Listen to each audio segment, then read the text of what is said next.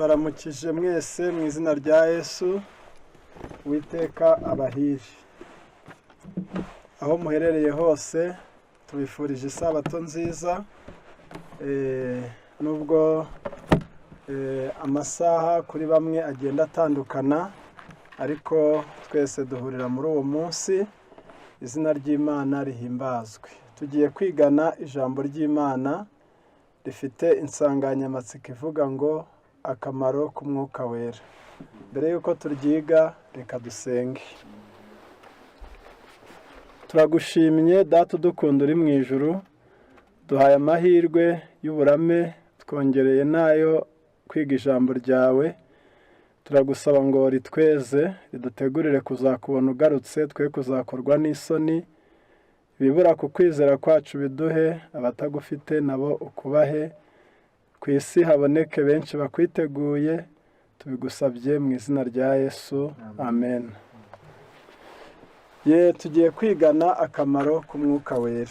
Mu gitabo cy'ibyakozwe n'intumwa, igice cyaho cya mbere, umurongo wa 8, Yesu yaravuze ngo icyakora muzahabwa imbaraga umwuka wera nabamanukira, kandi muzaba abagabo bo kumpamya i Yerusalemu n'i Samariya n'i Yudaya yose n'i Samariya no kugeza ku mpera y'isi.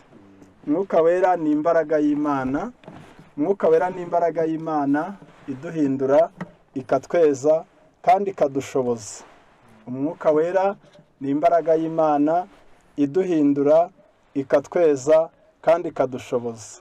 Idushoboza iki? Ni ibyo twe tutakwishoboza. Mu byo dushoboye ni ibibi: kuvuga nabi, gutukana, gusuzugura, kurwana, gusebanya, abanyamazimwe mbona batibagirwa, nta n'agakarine bagira bayandikamo, n'ibindi n'ibindi. Ibi byo turabishoboye.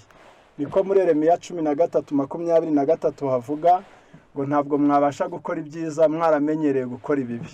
Noneho rero umwuka w'Imana ahindura icyerekezo cy'umuntu, akamuha imibereho mishya. Niko guhinduka guhera mu mutima, kugafata ibitekerezo, kukigarurira imibereho igizwe n'ibikorwa, imyitwarire n'uko umuntu yitwara. Ubwo rero ubuzima bwose iyo bumaze guhinduka, ubwo nibwo umuntu avuga ngo ari kwezwa. Iyo mbaraga iraduhindura, ikatweza. Guhinduka ni umurimo ukorwa iyo umuntu yakiriye iyo mbaraga, agahindura icyerekezo. Kwezwa ni umurimo ukorwa buri munsi, buri kanya, buri munota, kuri buri kintu. Mu migirire, mu mivugire, mu mikorere, mu bitekerezo, mu kamenyero, uguwe neza cyangwa ubabaye, uko wakira ibikubayeho, haboneka kwezwa. Hanyuma si ibyo gusa, kuko Imana yaduhaye umurimo tugomba kuyikorera imuhira, mu itorero, mu baturanyi no ku isi yose. Umwuka wera duhindukira imbaraga idushoboza. Ntawashobora guhinduka adafite umwuka. Ntawakezwa adafite uwo mwuka wera. Nta n'umuntu washobora gukora iby'Imana imusaba mu mbaraga ze, kuko Yesu yavuze ngo ntacyo mubasha gukora mutamfite. Iyo mbaraga rero ni henshi ivugwa mu byanditswe byera, ariko ni imbaraga itari y'amashanyarazi, ntabwo ari iy'ibyaremwe, ahubwo ni imbaraga y'ubumana. Ni uwa gatatu mu bumana, kuko hariho Data, Umwana n'Umwuka wera. Iyo mbaraga ya gatatu mu bumana, Data ni uwaturemye, Umwana ni uwaducunguye, Umwuka niwe uduhindura. Ubwo rero ni ubumana. Iyo Imana ituye muri twe, ni umwuka uba uturimo. Nibyo rero tugiye kwiga akamaro k'umwuka wera. Icyakora birashamikiraho n'akaga ko kumubura. Ubwo rero ni henshi ibyanditswe bivuga bigaruka ku mumaro w'umwuka wera. Ntabwo muri iki cyigisho tugendere gusoma buri somo rivuga umwuka wera.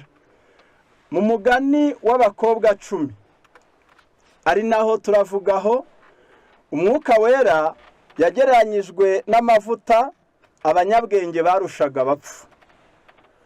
Umugani w'abakobwa 10 ushobora kuba uwuzi cyangwa utawuzi, ibyo ntabwo tubyitaho.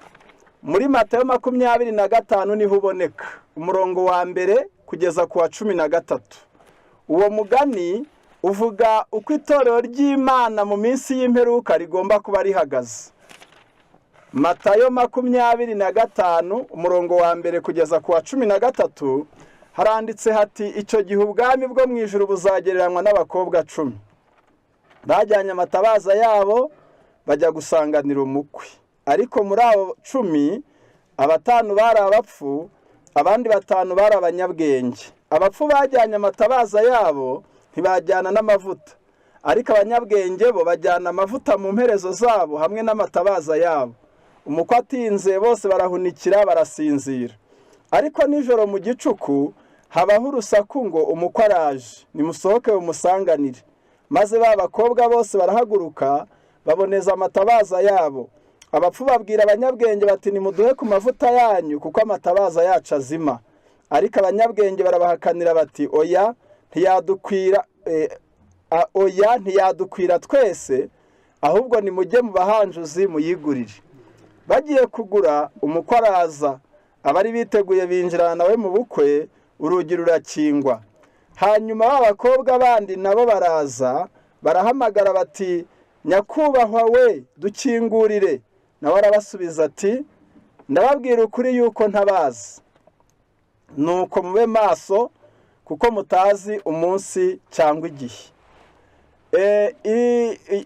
Iri somo iyi mirongo 13 ibanziriza igice cya Matayo 25 kitubwira imiterere y'iby'umwuka, uko Imana ibona itorero, abategereje kuza k'umwami, imiterere y'iby'umwuka y'abantu bagombaga kubaho muri iki gihe barindiriye kugaruka k'umukwe ari we Yesu. Yesu ni umukwe. Ubwo rero abakobwa 10 bagereranya abashinzwe gutegereza no gutebutsa umukwe. Bagomba gucana amatara, ni ibyanditswe byera, bagomba gushyira mu bikorwa, kubyizera, kubishyira mu bikorwa niko gucana amatara. Ntabwo ari ukubivuga gusa, ni ukubivuga no kubikora. Bakagira imperezo, ni imitima. Bakagira amavuta ni umwuka. Igitangaje ni uko itandukaniro ry'abapfu n'abanyabwenge, mu bapfu nta mperezo zirimo amavuta. Niba zari zibereye aho bazifite ntabwo ibyanditswe bitindaho, ariko icyumvikana ni uko nta muntu utagira umutima. Ikibazo batagize mu ntangiriro, bagize mu gicuku, mu gihe kirimo krize, mu gihe gikomeye cy'akaga, mu gihe gishishana. Urabona ko ijoro rya saa moya si nk'irya saa sita, si nk'irya saa saba. Nawe wibaze wenda utuye nko mu misozi, umugore agafatwa n'inda saa saba. Urumva ko saa saba si nka saa moya. N'uwo bwakiriraho saa moya hari aho wanyura, ariko saa sita, saa saba ugatinya. Ubwo rero icyo gihe kidasanzwe, icyo gihe gikomeye, icyo gihe gutabaza biba bitoroshye ngo ubone ugutabara, icyo gihe amaduka aba yakinze, nibwo amatara yazimye. Imigani ya Yesu yose iba ifite ubusobanuro kuri buri kantu. Rero igicuku kigereranya ubuhakanyi, kigereranya ibyaha, kigereranya ubuyobe, kigereranya akarengane ku bazi ukuri. Ibyo nibyo byitwa igicuku. Ni ukuvuga ngo ubuyobe bwinshi burimo n'ibitangaza by'ibinyoma, amadini y'ibinyoma agwiriye, ibyaha byiyongereye mu basenga n'abadasenga, akarengane no kugeragezwa kw'abazi ukuri bagushikamyemo, ibyo nibyo bigereranywa n'igicuku. Aho niho abapfu bageze, aho niho abapfu bagera, amatabaza akazima. Bitewe n'iki? Ntabwo ari intambi zishize, ahubwo ni ukubera kubura amavuta. Amavuta yabuze ni umwuka wera. Tubisoma mu gitabo cya Zekariya igice cya 4 guhera ku murongo wa mbere kugeza ku wa 6. Niho hahamya ko ayo mavuta ari umwuka wera. By'umwihariko umurongo wa 6 uravuga ngo si kubw'imbaraga, si kubw'amaboko, ahubwo ni kubw'umwuka wanjye, niko Uwiteka avuga. Rero imbaraga y'umwuka wera irakenewe kugira ngo ukuri kw'ijambo ry'Imana guhindura imibereho, kuyeze kandi kugaragarire mu guhamya Imana mu bihe ibyo ari byo byose. rero aba bakobwa bagiye amatabaza yabo akazima, ni umwuka wera ubahindura batari bafite mu mitima. ubwo rero niyo mpamvu bamaze kubona buze biyambaje bagenzi babo. Nsubiye inyuma gato, aba bakobwa 10 hari ibintu bine bose bari bahuriyeho.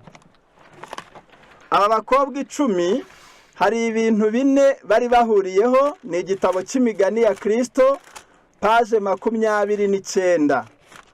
Imigani ya Kristo page 29 harimo iri jambo ritubwira riti, page 20, ikigwa cya 29, ntabwo ari page 29 ahubwo ni ikigwa cya 29. Harimo ijambo ritubwira ngo aba bakobwa bose bari, ni page 47.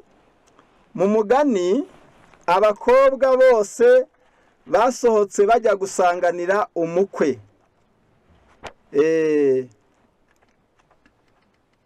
Bose bari bafite amatara, bose bari bafite imperezo z'amavuta,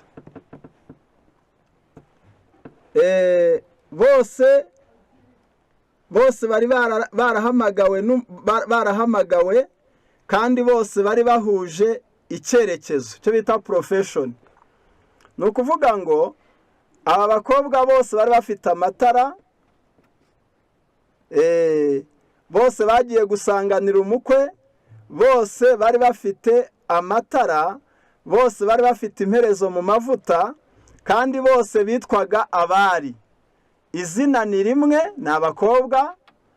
Mu zindi ndimi bakoresha ijambo abari, ntabwo ari abakobwa gusa ahubwo ni abakobwa b'abari batigeze banduzwa. Noneho ikindi, bose bafite amatara, nta n'umwe utari urifite, bose bafite imperezo. Icya kane, bose bari bahuje umwuga witwa gutegereza no gusanganira umukwe. Ubwo rero murumva ko itandukaniro ryimbitse ni amavuta mu mperezo. Niryo rivugwa ku murongo wa 5 w'iki gice, oya murongo wa 4, wa 3 n'uwa 4. Abapfu bajyanye amatabaza yabo, ntibajyana amavuta mu mperezo zabo hamwe n'amatabaza yabo. Umukwe ati, abapfu bajyanye amatabaza yabo ntibajyana n'amavuta, ariko abanyabwenge bo bajyana amavuta mu mperezo zabo hamwe n'amatabaza yabo. Abanyabwenge bujuje imperezo, bujuje itara riruzura rigera ku musozo, barangije basuka no mu mperezo. Mbega mu mibare bakarikiye, babaze amavuta yakesha ijoro. Ubwo ni ukuvuga ngo imyiteguro yo kuzajya mu ijuru, urugendo ni rurerure. Ubwo ni urugendo rwo guhinduka, ni urugendo rwo gukorera Imana, ni urugendo rw'ibyo gutahura mu gusobanukirwa.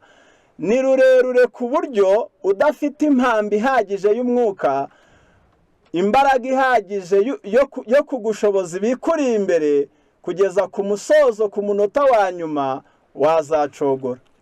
Bifite aho bihuriye n'ijambo Yesu yavuze ngo, kuko ubugome buzagwira, urukundo rwa benshi ruzakonja, ariko uwihangana akageza imperuka niwe uzakizwa. Ubwo rero uko akaga kiyongeraga, amasaha akura, umukwe atinda, igihe bibwiraga ko arazira kitabaye, nibwo habonetseho guhunikira no gusinzira. Bamwe basinzirana amavuta mu mperezo, abandi basinzira nta reserve. Mu gukanguka urusaku ruvuze, nibwo babonye amatabaza yabo azimye. Biyambaje bagenzi babo, barababwiye ngo ntabwo yadukwira twese, nimujye mu bahanjuzi muyigurire. Ngo bari bababwiye ngo, ni ubusobanuro buvuga ngo, icyo nakiriye cy'umwuka yampinduyeho ntabwo nakiguhereza. Ntabwo imico ntabwo iherezwa.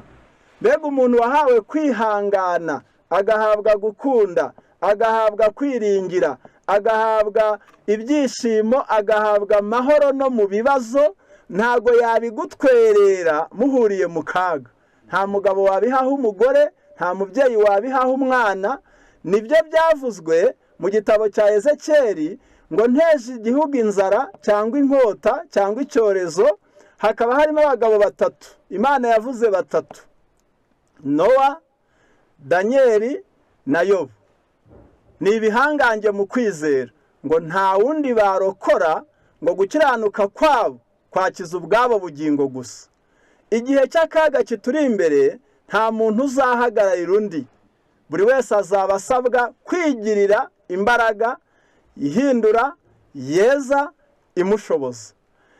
Akaga tunyuramo, ibyaha duhura nabyo, gusubira inyuma kuganje, inzangano ziriho, ibyaha byiyongera, ubuyobe bugwiriye n'ibitangaza by'ibinyoma. Ibyo ntabwo wabisimbuka kubw'imbaraga y'undi. Imbaraga ntirano, umuriro w'umurahurano ntabwo wabasha kwaka. Ukeneye umuriro direct uvuye ku gicaniro mvajuru. Ni imbaraga ihabwa abasenga, biga ijambo ry'Imana babikuye ku mutima, kandi bagaharanira gukorera gukiza imitima bahereye ku wabo. Ubwo rero niyo yitwa amavuta mu mperezo.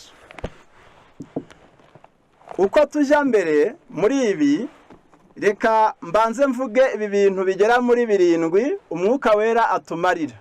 Icya mbere, umwuka wera atuyobora mu kuri. Cyo ni icya mbere, kutuyobora mu kuri. Ni Yohana 16 umurongo wa 13 ngo uwo mwuka w'ukuri naza azabayobora mu kuri kose. Icya kabiri, umwuka wera atwemeza ibyaha. Yohana 16 umurongo wa 8 azatsinda ab'isi. Uwo mwuka w'ukuri naza ni uw'ukuri, ntabwo ari imyuka iyo ari yo yose, ni uw'ukuri uhuje n'ibyanditswe, uhuje n'amategeko, uhuje n'ibyizerwa bya Yesu, ibyo yivugiye n'ibyo yavugiye mu bahanuzi. Naza azatsinda ab'isi, ubwo ni kamere, abemeza iby'icyaha. Icyaha ni ukwica amategeko. Icya gatatu, kuduhindura abana b'Imana. Muri Yohana 3 umurongo wa 5 Yesu yeruriye Nikodemu aramubwira ngo utabyawe n'amazi n'umwuka ntabwo abasha kubona ubwami bw'Imana. Ubwo ni ukuvuga ngo kugira ngo tuzajye mu ijuru dusabwa kuremwa bundi bushya. Imibereho mishya ikaducengezwamo, ariko guhinduka kwitwa kubyarwa ubwa kabiri, noneho ugahinduka mu mutima no mu mico no mu mibereho. Hanyuma umwuka w'Imana niwe ubikora.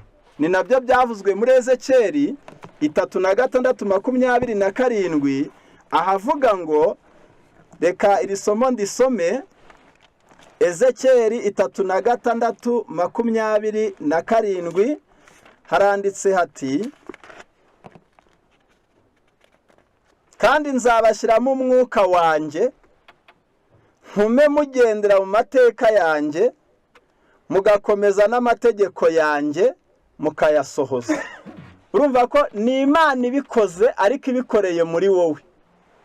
Iyo wiyeguriye Imana iguha iyo mbaraga, ikubyara, iguhindura mushya. Ni icya gatatu, umwuka w'Imana duhindura abana b'Imana. Icya kane, kutwibutsa ukuri twize mu gihe gikenewe. Hari ibintu wiga nk'ubu tukabyiga icyumweru cyose, twarasomewe. Hari ibyo wize uri umwana, hari ibyo wize uri umusore, hari ibyo wisomeye, hari n'ibyo wasomewe. Ariko ibyo byose wize igihe gikenewe, igihe uhuye n'utabyemera, igihe uhuye n'uwihebye, igihe wowe uhuye n'akaga, umwuka w'Imana niwe uhita areba muri bya bindi byinshi wumvise bibitse mu bwonko, agahita azana ibikwiranye n'uwo munota, n'iyo saha, n'icyo kibazo. Niyo mpamvu iyo udafite umwuka w'Imana ushobora no kuvuga ibyiza binasekeje, binatangaje, ariko bidahuje n'icyo gihe, ntihagire n'umutima n'umwe ukabakabwa. Icya gatanu, ariko ubwo ibyo byanditse muri Yohana 14 umurongo wa 26 ngo uwo mwuka azabibutsa ibyo nababwiye.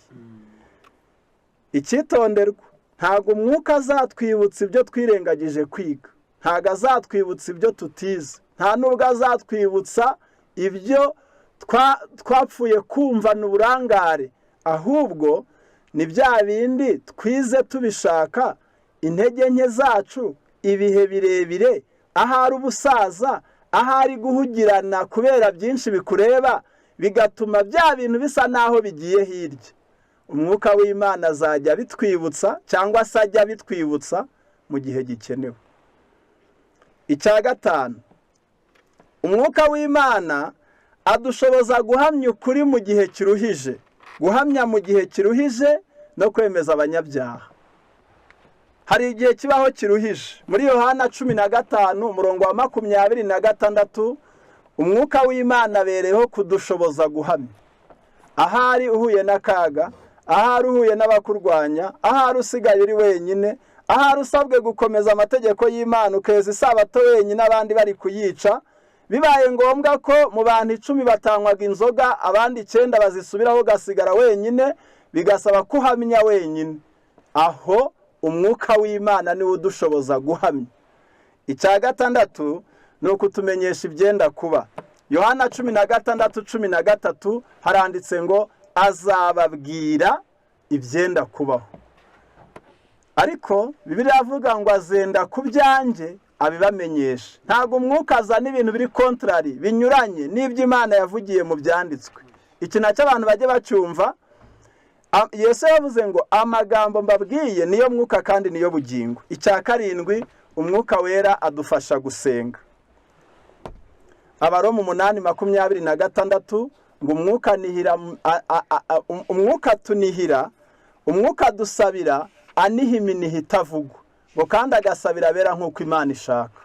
Muri byinshi dusaba hari ibyo umwuka wera ageraho ati bibe birorereye, ibi birorere, ariko iki ntikibure, iki gihuje n'ubushake bw'Imana.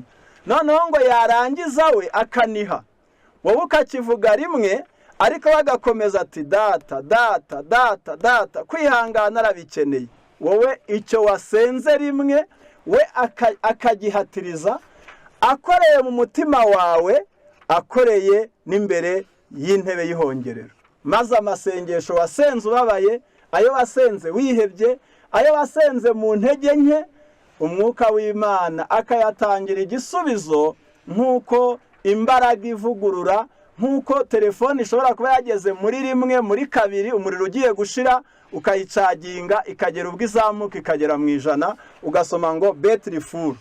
Ubwo ni ukuvuga ngo iyo dusenga dukeneye imbaraga y'umwuka wera idushoboza gusenga uko Imana ishaka. Wibuke ko na Yesu yabivuze muri Yohana 4:24 ngo igihe kiraje ndetse kirasohoye ubwo abasenga by'ukuri basengera Data mu mwuka no mu kuri.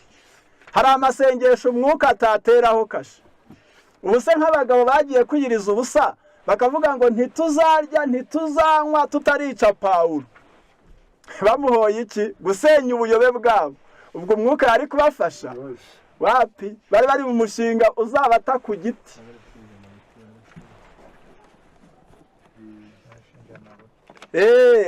N'abashinje Naboti nabo barabisengera. Ubwo rero iyo hirya mufite amasengesho y'ubugome, mufite aho gukubitisha abantu inkuba, cyakora ntabwo nkuzi.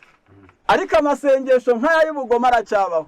Umuntu akareba undi igifu kikamurya, atariko Mana uzamfashe, nawe atinda hari. Ubwo rero gashaka ngo umwuka amanuke abitereho kashe.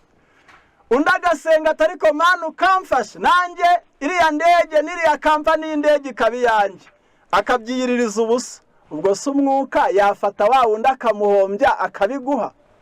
Hari amasengesho usenga y'irari, y'ubugome, y'ibyifuzo bya kamere, yewe hashobora no kuba hayubujije, ariko namba nayubujije. Iyo afite icyerekezo cyiza n'umutima mwiza, ayubujije iyo Imana igiye asubiza.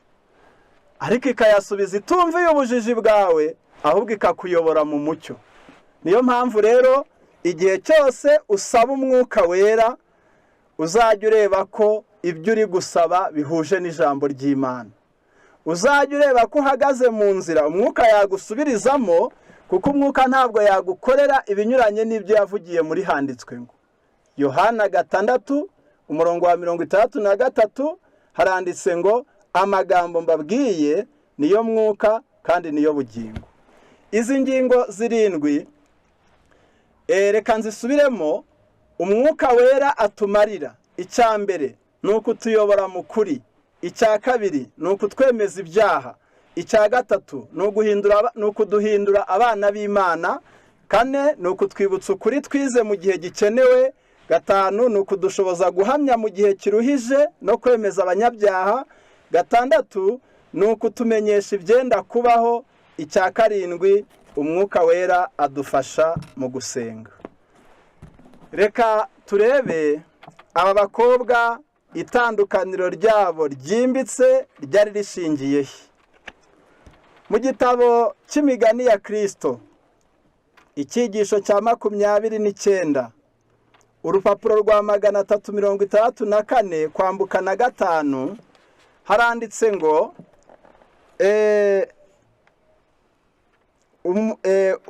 umurimo w'abahamya babiri ni ukugeza ku bwoko bw'Imana ubuntu bwo mu ijuru butuma itara ry'ijambo ry'Imana rimurikira ibirenge n'inzira. Mu mugani, abakobwa 10 bose bagiye gusanganira umukwe. Bose bari bafite amatara, bose bari bafite imperezo zagenewe amavuta. Mu gahe runaka nta tandukaniro ryari hagati yabo. Uko niko bimeze mu itorero ririho mbere y'uko Yesu agaruka. Bose bafite ubumenyi bw'ibyanditswe byera. Bose bahawe ubutumwa bw'uko Kristo ari hafi kugaruka, kandi barindiranye icyizere kuboneka kwe. Ariko nk'uko byabaye mu mugani, n'ubu niko bimeze. Hari agahe ko gutegereza gacamo, ukwizera kugasuzumwa. Kandi igihe urusaku rurangurura ngo dore umukwe araje, musohoke umusanganire, benshi basangwa batiteguye. Nta mavuta bafite mu mperezo, no mu matara ari kuzima. They are destitute of the Holy Spirit. Batakaje cyangwa se nta mwuka wera bafite. Babuze umwuka wera rwose mu buryo bufatika. Amatara yumye, imperezo zo ntayigezemo. Ubwo noneho abo bakobwa 5 basangwa nta tuvuta. Hatabayeho umwuka w'Imana, kumenya ijambo ry'Imana ntacyo byatumarira. Inyigisho z'ukuri cyangwa se ukuri kw'amagambo kudaherekejwe n'umwuka wera ntabwo kwashobora guhembura umutima, ntabwo kwashobora guhembura ubugingo, nta nubwo kwashobora kweza umutima. Umuntu ashobora kumenya amategeko yose n'amasezerano ya Bibiliya, ariko hatabayeho umwuka w'Imana ucengeza ukuri mu mutima, imico ntabwo yahinduka. Ubwo ryatara ntabwo ryakwaka, imico ntiyahinduka ngo ise n'ibyanditswe. Ubonye umuntu adasa n'ibyo yizera, ibyo yizera akaba ari ukuri, ariko we ntase nabyo, ubwo ababuze umwuka.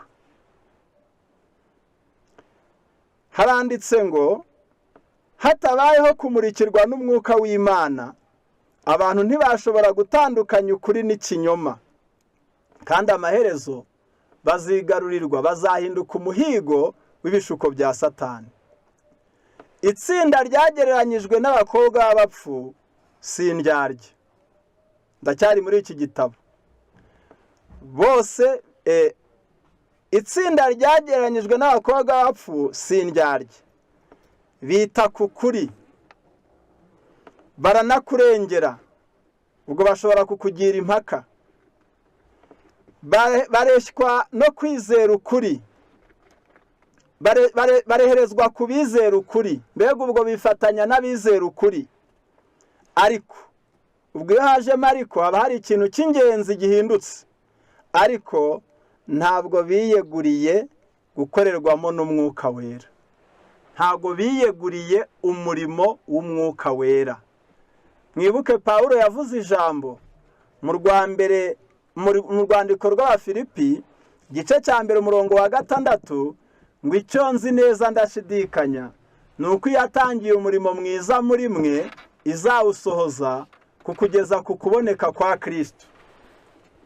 Aba ngaba ntago biyeguriye imbaraga y'umwuka wera. Hepfo haranditse ubwo ikosa rikomeye n'iryo niko kubura amavuta mu mperezo. Ntago biyeguriye imbaraga y'umwuka wera. Umwuka wera ntiyakubamo mutarahuza. Aza muri wowe iyo umuhaye akazi. Iyo utamwemereye ko abona akazi ngo azakore cyangwa agakora ukamukoma mu nkokora arigendera, ntabwo ahata. Ntabwo biyeguriye imbaraga y'umwuka wera. Iryo ni ifuti rya mbere. Ntibigeze bagwa ku rutare ari we Yesu Kristo ngo kamere yabo ivunagurike, kamere yabo ya kera ivunagurike. Iryo tsinda rigereranywa n'izabibwe ku kara. Ubwo bakujyanye muri Matayo 13. Rigereranywa n'izabibwe ku kara. Izabibwe ku kara nazo zameze vuba, zakuze bwangu, ariko bigeze igihe cyo gushora imizi zibura aho zishorera. Aho niho ikibazo cyari kiri. Noneho izuba rivuye ziruma. Mu gihe izo ku butaka bwiza zibonye izuba niho zeze cyane, zirushaho kwera, izindi zo zarumye. Ikibazo si izuba, kuko muri uwo mugani izuba rigereranya ibibazo, ibigeragezo, niyo mapfa. Noneho mwibuke ko muri Yeremiya avuga ngo icyo giti ntikizatinya amapfa nacana. Akaga si abakugerageza, akaga si ibigeragezo, akaga si iminsi mibi, akaga si ukudaterana, akaga si ugufungwa, akaga si umubwiriza ugenda nabi. Akaga ntabwo ari ibikubangamiye by'iyi minsi. Utazitwaza iminsi, ahubwo uzarebe ko wari warameze imizi. Nuko byaba ngombwa ko utangira isabato wenyine uti ntibaje, kandi n'umwe yayitangira. Ntabwo baje, n'abaje baje nuko. Byaba ngombwa ko usura ugasa uti rero nagezeyo ntiyanyishimira, nanjye byari binjyanye ndabireka. Ubwo nyine izuba riba ricanye ariko rigasanga nawe nta mizi. Ibigeragezo bishobora kuva inyuma cyangwa imbere. Ntago bisoneye, ntago bifite aho bitanyura. Ukiri muri iyi si hose byahanyura. Ikibazo si byo, ahubwo ikibazo ni imizi, kandi imizi ishushanya isano y'umuntu n'Imana. Iri tsinda rigereranywa n'izabibwe ku butaka, ku kara. Bakira ijambo ry'Imana bwangu, ariko bananirwa kwicengezamo amahame yaryo. Iki nacyo ni ikibazo. Ntagahe ko gukora icyo bita assimilation ni ugufata bya bindi byizwe ukabyicengezamo, ugafata inyandiko ukaziyerekezaho, ukirebera mu mucyo w'inyandiko. Noneho ako gahe ntako imbaraga yaryo ihindura, ntabwo iguma muri bo. Umwuka w'Imana akorera mu mutima akurikije uko uwo muntu abyifuza, agacengeza muri we kamere nshya. Ariko iri tsinda rigereranywa n'abakobwa b'abapfu ryanyuzwe n'umurimo w'amajyejuru. Umwuka w'Imana akorera mu muntu akurikije uko abyifuza. Ndabibutsa inkuru ya Elisa. Shebuja Eliya amusezeyeho, ariko ubwo byari biturutse ku muhati w'igihe kirekire, amubwira ngo sigara aha, ntamubwire ko agiye burundu. Sigara aha nigire hariya. Undi ati hoya turajyana. Sigara aha turajyana. Murumva uwo muhati, icyo cyifuzo, ndi ku cyo bita desire, icyifuzo. Ageze hirya ati none se wareka nkamanuka hariya hepfo mu kibaya kuri Yorodani? Ati naho turajyana. Uko kwizirika ni icyifuzo. Bagiye gutandukana, ngo ndabona rero wanze kumvirira. None aho finali irageze, ntabwo urongera kumbona. Mu minota mike arabari nabaye amateka ku isi. Ndabona amaze guhindurirwa. Nsaba icyo ushaka. Uyu muhungu wari warasize inka zihinga. Iyaba muri we hararikiye amafaranga, yari gusaba imirundo. Ariko nawe icyo yasabye, ntabwo yasabye umwuka uri muri Eliya gusa, ahubwo yasabye dubure. Dubure murayumva, ni igifaransa ariko no mu kinyarwanda mwumva. Niba Eliya yari afite umwuka ungana n'iki gitabo, uyu muhungu we yashatse ibi byombi, dubure. Kubera iki se? yari azi ko umurimo Eliya yakoze ari muto cyane ugereranyije n'uwo azakora, maze arabisaba. Eliya aramubwira ati unsabye ikiruhishe, ariko numbona ngenda uragihabwa. Uzabisome, byarakunze koko uwo mwuka aramubona. Umwuka w'Imana akorera mu mutima w'umuntu akurikije uko uwo muntu abyifuza, kandi akurikije uko uwo muntu yemera gukorana nawe, maze agacengeza muri we imibereho mishya. Ariko itsinda rigereranywa n'abakobwa b'abapfu banyuzwe n'umurimo w'amajyejuru. Iyo Elisa avuga ati ibyo nabonye birahagije, ngaho genda rwiza nisinzirire niruhukire, uzaba umbwira. Elisa ntabwo yari kubona iyi migabane ibiri. Haranditse ngo aba bakobwa b'abapfu ntibari bazi Imana, they do not know God. Ntago bazi Imana, ntago bize imico yayo, ntibasabanye nayo, kubw'ibyo ntibazi kwiringira Imana. Mu byigwa batazi, mu mibereho, mu bintu badashoboye, ntibazi kwiringira Imana. Bakiringira inoti, bakiringira netiwaka, bakiringira imiryango, bakiringira kontra, bakiringira akazi, bakiringira umubwiriza, itorero rinini, urusengero rugezweho, ariko ikigwa cyitwa kwiringira Imana icyo ntibakizi. Hepfo hati ntabwo bazi kuyirebaho ngo babeho. Ibyo kuri bo n'ubwiru. Uko umuntu areba ku Mana agahinduka. Inzoka yamurumye aho yarumye hagakira kubwo kureba Yesu, icyo ntibakizi. Mu mibereho ntabwo bazi uko ingeso zikira binyuze mu kwitegereza Yesu. Inyandiko iravuze ngo umurimo bakorera Imana, aya magambo ateye ubwoba, ubwo baracyari ku murimo. Umurimo bakorera Imana uhinduka umugenzo, degenerates into a form. Uhinduka kubahiriza igihe gusa. Isaha irageze, ku isabato se twahinga, mama we bosi ntiyabyemera. Oya da, n'abandi barabizi ko tutanywa inzoga. Nuko akabanza yareba hariya, akareba na hariya, ngo hoya ntabwo, kubera ko abonye naka na nyiranaka. Umurimo bakorera Imana wahindutse umugenzo. Gutura, gusenga, kubwiriza, gufasha, kuririmba, kwiga umurinzi bishobora guhinduka umugenzo igihe ibyo wiga bitaguhindura. Noneho inyandiko iravuze ngo abo nibo bavuzwe muri Timoteyo ya 2:3 umurongo wa 1 kugeza ku wa 5, ngo bafite ishusho yo kwera ariko bahakana imbaraga zako. Ni nabo bavuzwe muri Ezekiyeli 33 umurongo wa 31, havuga ngo baza nk'uko rubanda ruza bakishimira kumva amagambo yawe, ngo ariko ntibayakurikize. Rero ngibyo ibiranga abakobwa b'abapfu. Babuze umwuka wera, babuze icy'ingenzi, ntibigeze bahinduka, nta murimo wimbitse w'umwuka w'Imana. Ikintu gikomeye cyane babuze gihatse ibindi, ni umusabano wihariye n'Imana kandi wibanga. Uko za mbuto zo ku kara zabuze imizi, ni nako n'aba bakobwa b'abapfu babuze amavuta mu mperezo. Ibyo byose ni ibintu bitagaragara, banyurwa n'umurimo ugaragara inyuma, kwitirirwa idini, kwitirirwa itorero, gutwara Bibiliya, ibyuzi mu mutwe, indirimbo uzi, nuko banyurwa n'ibyo, ntibacengera umurimo wimbitse w'umwuka wera. Noneho byatumye Yesu ababwira ngo nubwo mwe munyita nyakubahwa bosi, nge ntabwo mbazi, ntaho twahuriye. Mu yandi magambo, Imana ntabwo ikuzi igihe mudasabanira mu masengesho. Ubwo rero icyo tugezeho ni ukumenya ngo uyu mwuka wera iyo abuze bigenda biti. Cya kindi kivugwa muri Bibiliya ngo ubugome buzagwira, urukundo rwa benshi ruzakonja, kandi bamwe bazasubira inyuma bagambanirane bangane. Hari ibintu bikurikira bigaragaza ubukonje bwo mu mutima, kandi ubu bukonje uramutse wisuzumye ukabona imwe muri izi ndwara, waba ukeneye impano yihutirwa y'umwuka wera. Niyo yonyine yakubera ivugurura, yaguhembura ubugingo bushya bukaboneka.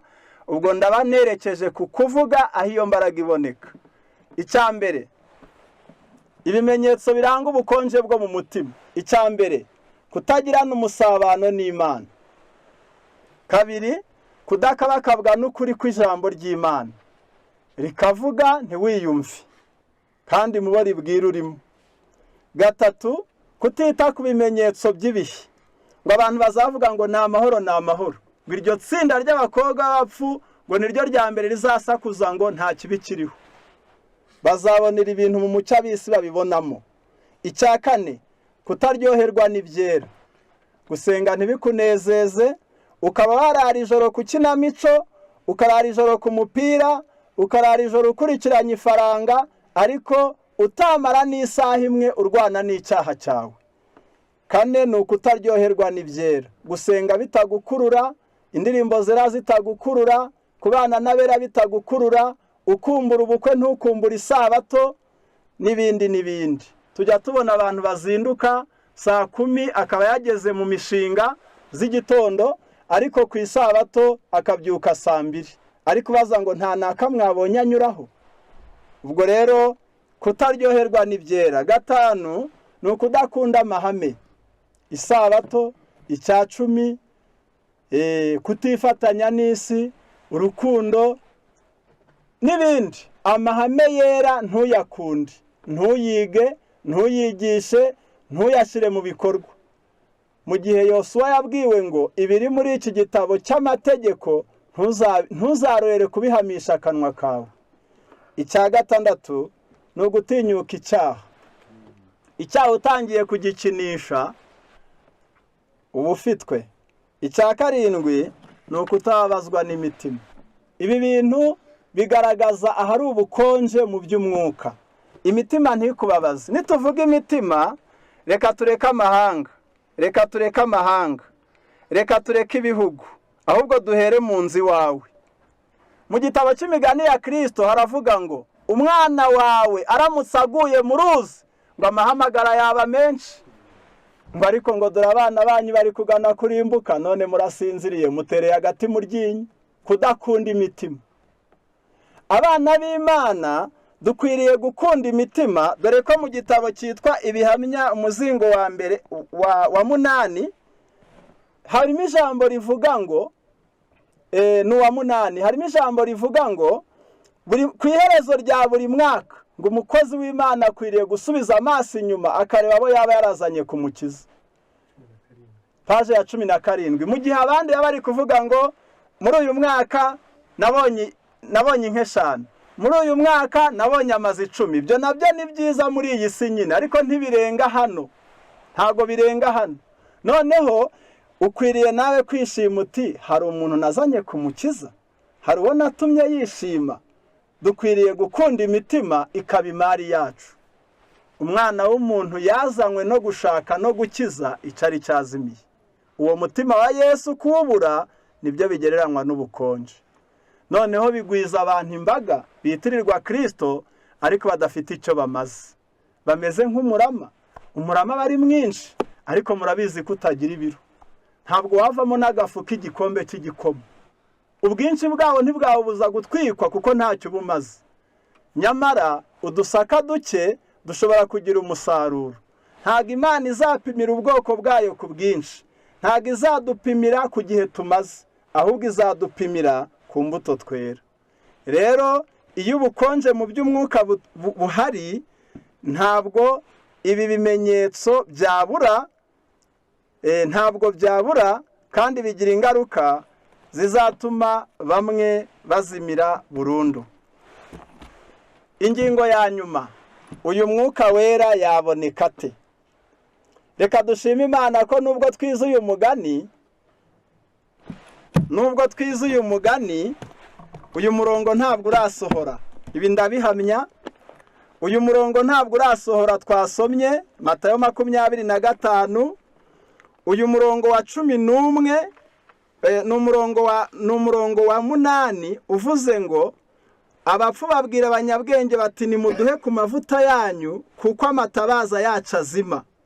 Ariko abanyabwenge barabahakanira bati oya, ntiyadukwira twese, ahubwo nimujye mu bahanjuzi muyigurire. Bagiye kugura umukwe araza, abari biteguye binjirana nawe mu bukwe, urugi rurakingwa. Iki gihe cya crise finale ntabwo kiragera. Niyo mahirwe nge nawe tugifite.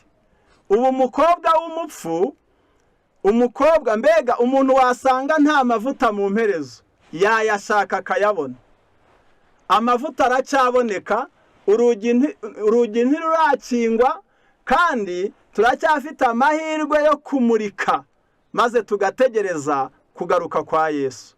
Ariko imbere aha Yesu ataragaruka, ibihe bizakomera, ibwirizabutumwa rizahagarara, amasengesho ntazongera gusubizwa, abantu ntibazatanga ibyabo ngo bikore umurimo, urugi ruzaba rwakinzwe. Nta uzashobora kuva mu banyabyaha ngo ahinduke umukiranutsi, nk'uko nta n'uzava mu bakiranutsi ngo abe umunyabyaha. Amahirwe yawe ni ukuba umunyabwenge, ukakira impano y'umwuka wera, ukakira impano y'umwuka wera. Twayakira dute rero? Twayakira dute? Ni ibintu bitatu. Icya mbere ni ukwiga ijambo ry'Imana. Imigani igice cya mbere umurongo wa 23 haranditse ngo, nimuhindurwe n'imiburo yanjye, nzabasukaho umwuka wanjye, nzabamenyesha amagambo yanjye. Icya kabiri ni ugusengana umwete. Muri Luka 11 umurongo wa 13 na Zekariya 10 umurongo wa 1 haranditse ngo, ko muzi guha abana banyu ibyiza kandi muri babi, so wo mu ijuru we azabura ate guha umwuka wera abamumusabye? Mbese ujya usaba umwuka wera? Zekariya 10 umurongo wa 1 haranditse ngo, nimusabe Uwiteka imvura mu gihe cy'itumba, muyisabe Uwiteka urema imirabyo, nawe azabavubira imvura y'umurindi, umuntu wese azamumereza ubwatsi mu rwuri rwe. Icya gatatu ni ukwitangira gukiza imitima. Dukwiriye kwitangira gukorana n'Imana mu gukiza imitima. Kwitangira gukorana n'Imana mu gukiza imitima. Iyo twiyeguriye Imana n'umurimo wayo wo gukiza imitima, Imana nayo iratwiyegurira, ikatubera byose, ikaduha impano y'umwuka wera, kuko uwo mushinga tutawugeraho tudafite inkunga zayo. Ntabwo Imana yapanze ko tuzayikoreshereza imbaraga zacu bwite, ahubwo yateguye imbaraga izambika abayikorera. By'umwihariko muri iki gihe cyacu idusezeranira urugero rudasanzwe rw'imbaraga y'umwuka wera, nk'uko natwe ibyo duhanganye nabyo bikomeye. Igitabo cyitwa guhamagarwa kwacu gukomeye, mbibutsa ko turi kwiga akamaro k'umwuka wera. Icyigisho cyacu kikaba kiri kugenda kigana ku musozo. Tubonye abakobwa 5 b'abapfu babuze amavuta mu mperezo, bigereranya abazi ukuri ntibahindurwe nako batazabona imbaraga yo guhagarara mu gihe cy'akaga. Ariko bitewe n'uburyo bangiriye umwiteguro wo kugira amavuta mu mperezo, ari bwo buntu bw'umwuka wera buhindura umutima n'imibereho, maze umuntu agahinduka itabaza rimurika. Mu yandi magambo, agasa n'ibyo yizera. Guhamagarwa kwacu gukomeye, paje paje 155 haranditse ngo, dukwiriye gusengera isukwa ry'umwuka wera dufite umwete, nk'uko intumwa zabigenje ku munsi wa Pantekote. Niba bari bamukeneye muri icyo gihe, tumukeneye kurushaho muri iki gihe. Inyigisho z'ibinyoma, ubuyobe n'ubushukanyi bw'uburyo bwose biyobya intekerezo z'abantu, kandi hatabayeho ubufasha bw'umwuka, imihati yacu yo kwigisha ukuri izaba imfabusa. Turiho mu gihe imbaraga y'umwuka wera iri gukora. Iyo mbaraga ishaka gukora inyuriye mu biremwa abantu, kugira ngo irusheho gukwira mu isi, kuko umuntu unywa amazi y'ubugingo azamuhindukirira isoko y'amazi adudubiza kugeza mu bugingo buhoraho. Kandi ntabwo umugisha azawikubira, ahubwo azawusaranganya n'abandi. Kwanga umwuka wera utubashisha kunesha imbaraga z'ikibi ni icyaha gisumba ibindi, kuko bidutandukanya n'isoko y'imbaraga zacu, bidutandukanya na Kristo no gusabana nawe. Rero ahangaha ku isubi iheruka iyi paje haravuga ngo umutima w'umuntu ubasha kuba ubuturo bw'umwuka wera. Amahoro ya Kristo arenze ibyo umuntu yakwibwira ashobora kuba mu mutima, kandi imbaraga ihindura y'ubuntu bwe ishobora gukora mu mibereho yawe ikagutunganiriza kuzaba mu bikari by'ubwiza. Ubwo rero nawe aka kanya ukwiriye gufata intego yo kutabura umwuka wera. Muri iki gitabo n'ubundi, muri iki gitabo ku ipaje 152 haranditse ngo igihe umwuka azaza akakwemeza icyaha no gukiranuka n'amateka, witonde utanga kumvira umwuka w'Imana. Banguka gusobanukirwa ibyo aguhishurira. Tandukana n'ubushake bwawe n'akamenyero ukunda wagize ikigirwamana kugira ngo ushobore kwakira amahame y'ukuri.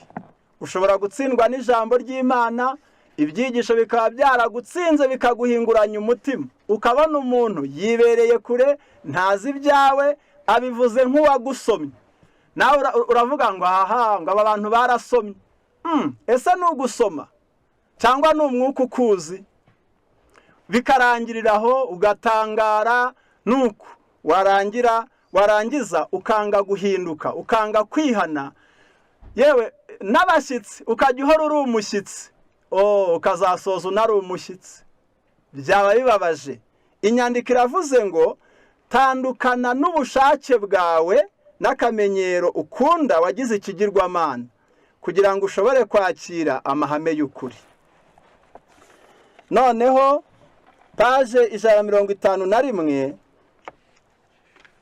reka mbanze 150, harimo ijambo ryiza cyane rivuga ngo Kristo yavuze ko nyuma yo kuzamuka mu ijuru yagombaga koherereza itorero rye umufasha wagombaga kuba mu cyimbo cye nk'impano y'ikamba. Umufasha ni umwuka wera, ni ukuvuga ubugingo bwa Yesu, imbaraga y'itorero rye, kandi akaba n'umucyo n'ubugingo bw'isi. Umwuka wera ni ubugingo bwa Yesu. Iyo ukubayemo, Yesu niwe ugaragara muri wowe. Icya kabiri, umwuka wera ni imbaraga y'itorero, power, ni imbaraga y'itorero. Icya gatatu, umwuka wera ni umucyo n'ubugingo by'isi. Itorero ntacyo ryamarira isi ridafite umwuka wera. Mu gihe iyo dufite umwuka wera, n'amasengesho ya bake bakiranuka ashobora gutuma isi igira agahenge. Ubwo rero hano haravuze ngo mu mpano y'umwuka Yesu yari ahaye umuntu icyiza gihebuje iby'ijuru ryashoboraga gutanga byose. Yesu ngo ajya kujya mu ijuru yashakishije impano y'agahebuzo yasigira itorero. Ubu mbasigira iki koko? Mbubakira urusengero rw'igitangaza, nsirekomesha kuri ba Kayisari ntibazabarenganye? Ese mbagira ibitangaza buri wese ajya avuga hasohoka umuriro? Ibikangaranyije Yesu arabishaka, arabona nta kintu kidasanzwe yasigira itorero. Niyo yari kubasigira agasozi k'amafaranga kangana na Karisimbi, nta kintu gikomeye ari kubasigiye. Arangije avuga ngo ngiye kubaha ikintu kiri invincible, kidashobora kuneshwa, kiri limitless, kitagira umupaka, kitazigera gihagarara mu myaka n'ibihe n'ahantu, muri Covid, mu bihe byo kudaterana, muri gereza, mu barwayi, ahatari umubwiriza, kubatumva izindi ndi kuvuga. Icyo kintu nsigiye itorero, Yesu atanga umwuka wera. Yarebye neza yarakoze, ariko natwe twadukoze icyaha tutamusabye. Rero iyo mpano y'agahebuzo ushobora kuyihabwa, ntago yagenewe bamwe ngo abandi bayimwe, nta nabo muri twe bageneye kuyitanga, ahubwo tukurangiye aho wakura ayo mavuta, ni mu gusenga, ni mu kwiga ijambo ry'Imana, ni mu kwitangira gukorana n'Imana mu murimo wo gukiza imitima. Isengesho riheruka ndasoma paje 146 haranditse ngo ni igitekerezo kimbabaza cyane kumva ko nshobora gukora biki. Ingabano z'ubushobozi bw'umuntu zintera kwiyumvamo ko nkeneye amagambo ya Kristo avuga ati ntacyo mubasha gukora mutamfite. Benshi bafite talento zihanitse kandi ntibazikoresha kuko batagirana isano nzima n'Imana. Ubwenge bwanjye bw'ubunyantege nke n'imbaraga zanjye zoroheje zinyobora kuri Yesu, kandi imvugo y'umutima wanjye niyi: Mana, ntacyo nshoboye gukora. Nziritse umutima wanjye w'umunyantege nke kuri wowe, Yesu Kristo umucunguzi wanjye. Shyira ubuntu bwawe mu mutima wanjye, vana intekerezo zanjye mu ntege nke zanjye, uzishyire mu mbaraga zawe zishobora byose. Uzivane mu bujiji bwanjye, uzihishe mu bwenge bwawe bw'iteka ryose. Unkure mu bushobozi buke bwanjye, ungeze mu bushobozi bwawe buhoraho. Nsobanurira neza umugambi ukomeye w'inama y'agakiza. Reka ndabukwe kandi nsobanukirwe icyo Kristo ari cyo kuri nge, nuko umutima, ubugingo, ubwenge n'imbaraga zanjye byaguzwe igiciro. Kristo yarampaye kugira ngo nanjye nzajye mpabandi. Zahura umutima wanjye. Iri jambo zahura nirigaragaza ko yari indembe. Turi indembe, dukeneye kuzahurwa. Zahura umutima wanjye, komeza intekerezo zanjye kandi uzimurikire kugira ngo mbashe gusobanukirwa neza imico y'Imana nk'uko yagaragariye muri Kristo, kugira ngo menye uko ari amahirwe yanjye gusangira kamere n'Imana. Imana idushoboze, buri wese yisengere kandi dusabirane, dukorere hamwe tumaramaje gushaka umwuka wera. Mu miryango, mu matorero, mu bakozi b'Imana haboneka amatsinda asaba umwuka wera. Amasengesho y'urwiherero igitondo n'ikigoroba, yewe no ku manywa, asaba umwuka wera azamuka ari menshi, abisikane n'ibitero Satani ari kugaba ku isi. Hazaboneka abagabo n'abagore bahindutse, bameshe kamwe, bimirije kubona ubwami bw'Imana. Imana idushoboze kwimura ingoma ya Satani mu mitima, twimike iy'Imana kubw'imbaraga y'umwuka wera. Nibyo mbasabira, nanjye mbyisabira mu izina rya Yesu.